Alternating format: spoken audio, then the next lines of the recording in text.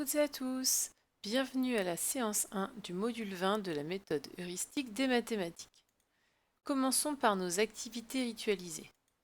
Aujourd'hui, je vous propose une suite de nombres. Tu t'en souviens, nous avions déjà fait ce genre d'exercice dans le module 18. Je te propose 8, 18, 28.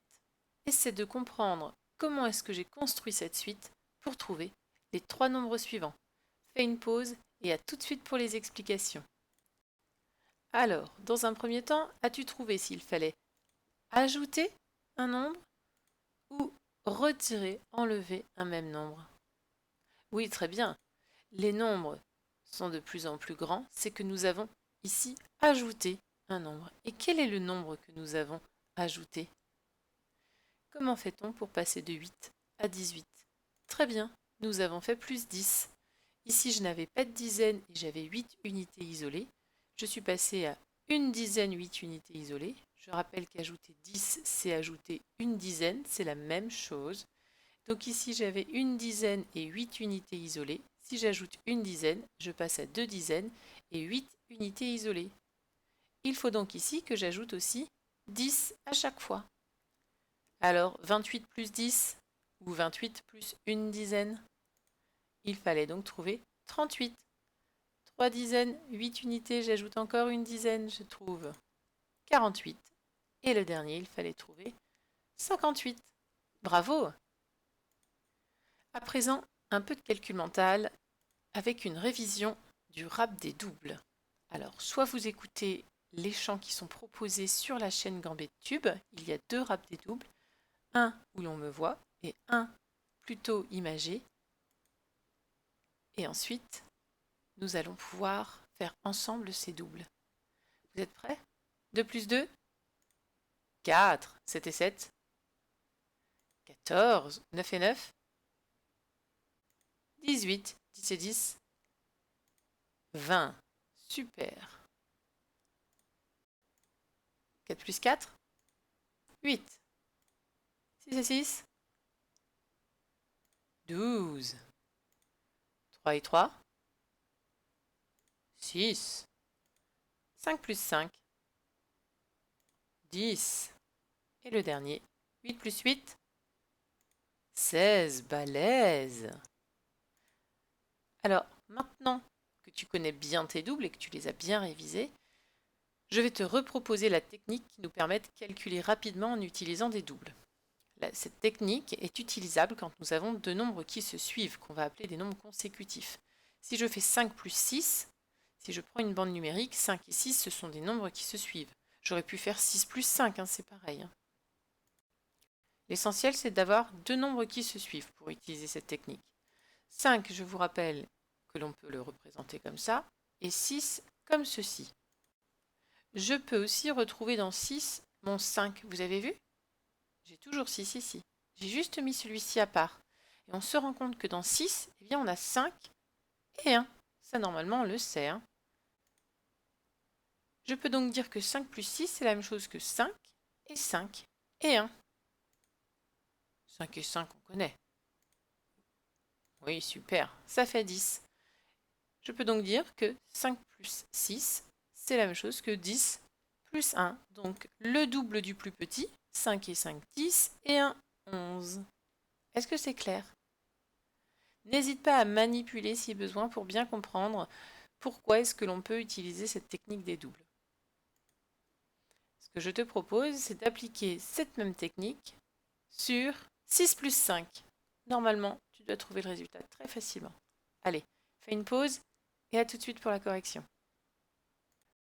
Alors, 6 plus 5. On peut donc dire que 6, c'est 5 et 1. Et j'ajoute 5. J'ai donc ici le double, 5 et 5, 10. Hop, transformation. 6 plus 5 égale 11. 5 plus 4. Normalement, c'est à connaître par cœur, mais tu peux utiliser au cas où la technique des doubles. Fais une pause sur la vidéo. Alors, qu'as-tu trouvé?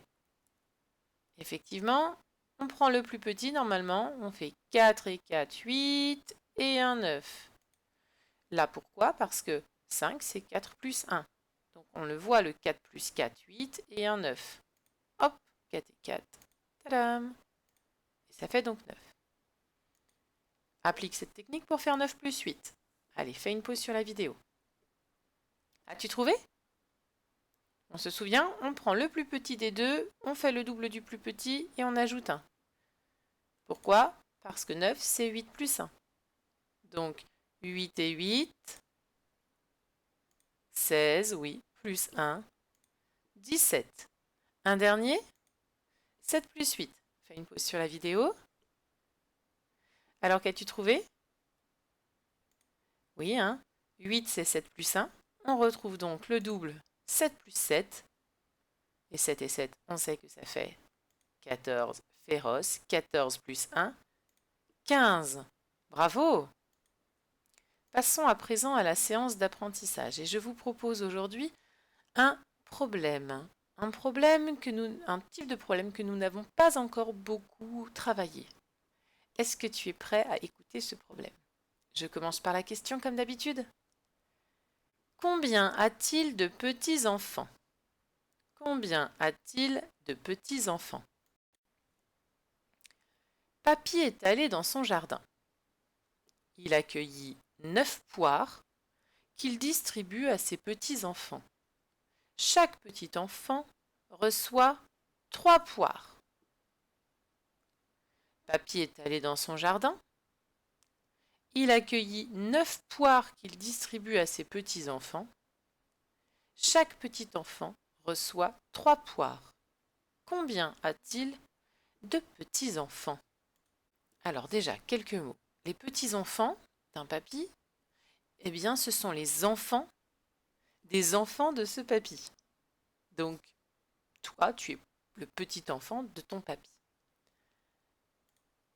Une poire, c'est ceci. On ne sait jamais, peut-être que vous avez oublié. Donc, une poire, c'est ce fruit-là. L'histoire, c'est quoi? On a papy qui va dans son jardin. Il cueille des poires, dans un poirier probablement, tout à fait. Il en cueille 9. Et il va les distribuer à ses petits-enfants. À chaque petit-enfant, il donne 3 poires. La question c'est, combien a-t-il de petits-enfants? Je te propose de faire une pause sur la vidéo, d'essayer de résoudre ce problème avec les techniques de ton choix, soit en prenant des poires, soit en utilisant du matériel, soit en faisant un calcul, un schéma, enfin, fais comme tu veux, et à tout de suite pour une correction de ce problème. Alors, qu'as-tu trouvé? Soit on pouvait passer par un schéma. Peut-être que c'était plus simple pour certains. Ici, j'ai pris mes 9 poires. Je sais qu'il en a cueilli 9. Et je sais qu'à chaque fois, il va en donner 3 à un de ses petits-enfants. Donc, ici, j'en prends 3 et je les donne au premier petit-enfant. Tu comprends vite la suite. Et oui, les 3 autres à un autre petit. Et les 3 dernières à un autre. Et là, la réponse est affichée. Combien est-ce qu'il a de petits-enfants? 1, 2, 3. Effectivement, il fallait trouver 3 petits-enfants. Vous pouviez aussi utiliser ce schéma-là, qui peut être justement très pratique ici. Je sais que j'ai 9 poires en tout, et je vais faire des paquets de 3. Je vois que je peux en avoir 3 ici. Si j'en ajoute 3, 3 plus 3, 6. Je ne suis pas encore à 9, je peux en ajouter encore 3. 6 plus 3, 9. Et ici, ça ce sont les poires du premier petit enfant, les poires du deuxième, les poires du troisième. Ce papy a donc 3 petits-enfants. Le calcul, éventuellement pour ceux qui ont fait un calcul, pouvait s'écrire de la façon suivante. 3 plus 3 plus 3 égale 9. Les poires du premier, les poires du deuxième, les poires du troisième petit enfant. La phrase réponse, il a 3 petits-enfants. Je vous félicite pour ce bon travail. Alors passons à la suite. Je te propose maintenant de jouer au jeu qui s'appelle Premier posé. C'est un jeu normalement auquel tu as déjà joué dans le module 14. Alors ici, pour rappel, il faut être 2 ou 3 joueurs plus un maître du jeu.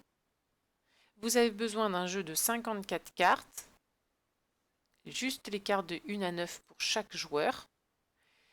Donc par exemple, un joueur va prendre toutes les cartes de 1 à 9 de pique, un autre celle de trèfle, etc.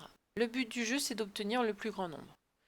Je ne vais pas vous réexpliquer la règle du jeu. Je rappelle que vous aurez besoin d'une feuille de route.